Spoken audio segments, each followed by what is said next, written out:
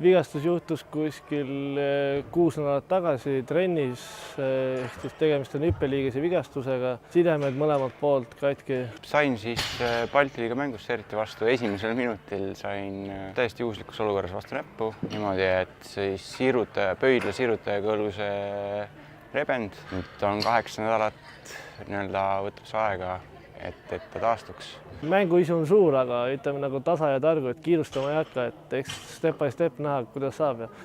Et kindlasti proovib mõne mängul soojenduse kaasa teha, aga et kui ikka natuke liiga teeb, et siis riskima ei hakka. Et kevadel on tähtsamad mängud ja siis olen revis kindlalt. Et ma saan küll trenni teha, aga ma ei saa pallitrenni teha. Et ma olen praegu siin teinud 3 nädalat füüsist, jõudu jooksnud lõike, aga väljakule ei pääse. Seda kõige magusamat hetke ei saa nautida.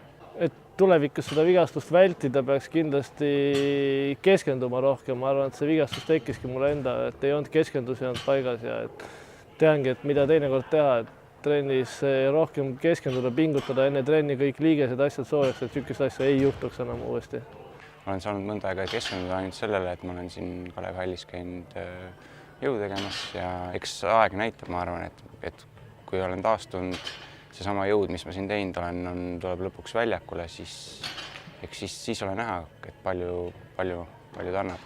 Pigem on ikka vaimselt raskem, kuna ise käid seal mänge vaatamas ja siis nagu pingi pealt või tribüünilt on raske vaadata, et ikka tahad kogu aeg täis hingega juures olla ja aga sees toetan neid oma häälega ja nii, kuidas saan ja vaimselt ikka elan kaasa kogu aeg.